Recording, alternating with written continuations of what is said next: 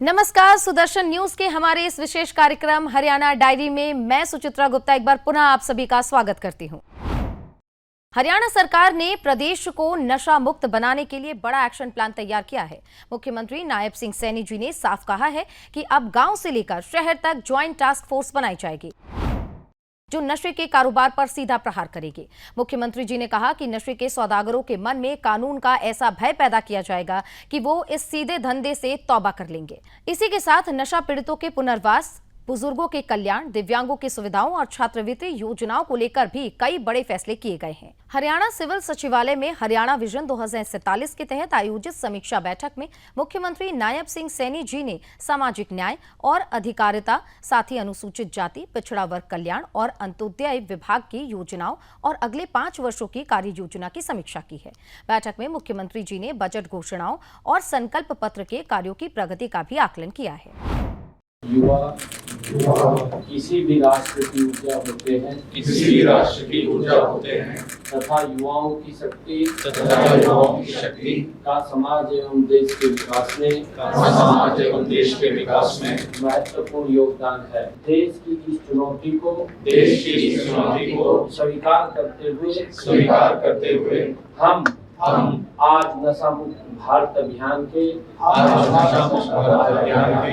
अंतर्गत एकजुट होकर प्रतिज्ञा करते हैं कि न केवल समुदाय, परिवार, मित्र बल्कि स्वयं को भी नशा मुक्त कराएंगे, क्योंकि बदलाव की शुरुआत अपने आप से होनी चाहिए।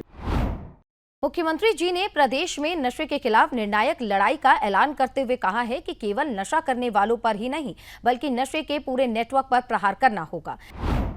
इसके लिए ग्रामीण क्षेत्रों में सरपंच, वार्ड सदस्य, बीडीपीओ, एसएचओ और एनजीओ के साथ, जबकि शहरी क्षेत्रों में नगर निकाय अधिकारियों, वार्ड पार्षदों, पुलिस और सामाजिक संगठनों को शामिल करके ज्वाइंट टास्क फोर्स बनाई जाएगी। ये टास्क फोर्स नशा बेचने वाले अड्डों की पहचान करेगी और पुलिस के साथ मिलकर सख्त कार्रवाई करेगी। मुख्यमंत्री जी ने स्पष्ट कहा है कि नशे के कारोबारियों के मन में इस टास्क फोर्स का ऐसा डर होना चाहिए कि वे खुद इस धंधे को छोड़ दें। बैठक के दौरान मुख्यमंत्री जी ने सभी अधिकारियों और उपस्थित लोगों को नशा मुक्त हरियाणा बनाने की शपथ भी दिलाई।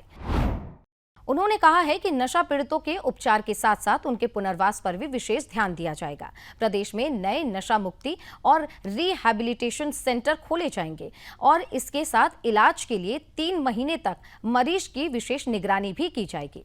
उन्हें कौशल प्रशिक्षण और रोजगार से जोड़ने की भी योजना तैयार होगी। बैठक में बताया गया कि फिलहाल प्रदेश में 119 नशा मुक्ति केंद्र है और 29 रिहैबिलिटेशन सेंटर है। साथ ही 2 मनोरोग अस्पताल संचालित है।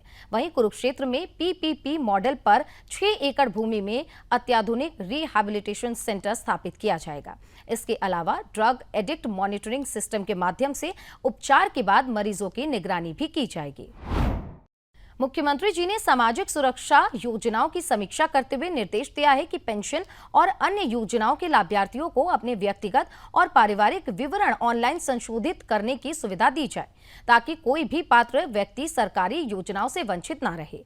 उन्होंने पिछले 3 महीनों में 63,000 नए लाभार्थियों को पेंशन योजना से जोड़ने पर संतोष भी जताया है। दिव्यांग बच्चों के लिए कार्यरत संस्थाओं का अनिवार्य पंजीकरण करने, योग्य संस्थाओं को अनुदान देने तथा सरकारी नौकरियों में दिव्यांगों को आरक्षण का पूरा लाभ सुनिश्चित करने के भी निर्देश दिए हैं। साथ ही विशेष आवश्यकता वाले बच्चों के शिक्षकों के प्रशिक्षण और दिव्यांग सुविधा केंद्रों की कार्यप्रणाली की समीक्षा भी की गई। मुख्यमंत्री जी ने प्रत्येक जिले में वरिष्ठ नागरिक क्लब स्थापित करने के लिए निर्देश दिए हैं, जहां बुजुर्गों के लिए बैठने, मनोरंजन, फिजियोथेरेपी और मनोवैज्ञानिक परामर्श जैसी सुविधाएं उपलब्ध हों। उन्होंने पहले चरण में 1000 प्रशिक्षित केयर गिवर्स तैयार करने का लक्ष्य भी निर्धारित किया है। बैठक में अनुसूचित जाति, पिछड़ा वर्ग और आर्थिक रूप से कमजोर वर्ग के विद्यार्थियों को मिलने वाली छात्रवृत्ति योजनाओं की भी समीक्षा हुई है। मुख्यमंत्री जी ने लंबित छात्रवृत्ति राशि जल्द जारी करने और सभी जिलों में छात्रावास स्थापित करने के निर्देश दिए हैं। इसके अलावा सिरसा, डब्बाली और इलनाबाद में नए और विस्तारित नशा मुक्ति केंद्रों की प्रगति की समीक्षा की गई। मुख्यमंत्री ने पेंशन में महंगाई के अनुरूप वृद्धि, पिछड़ा वर्ग कल्याण बोर्ड के गठन, उद्यमियों के लिए ऋण गारंटी, मुख्यमंत्री विवाह शगुन योजना तथा छात्रवृत्ति योजना में आय सीमा बढ़ाने सहित कई अन्य संकल्पों की प्रगति पर भी अधिकारियों को आवश्यक दिशा निर्देश दिए हैं। सुदर्शन न्यूज के हमारे इस विशेष कार्यक्रम हरियाणा डायरी का आज का ये अंक यहीं समाप्त होता है। कल एक बार पुनः आपसे भेंट होगी इसी समय। तब तक के लिए सुचित्रा गुप्ता को दीजिए अनुमति। नमस्कार।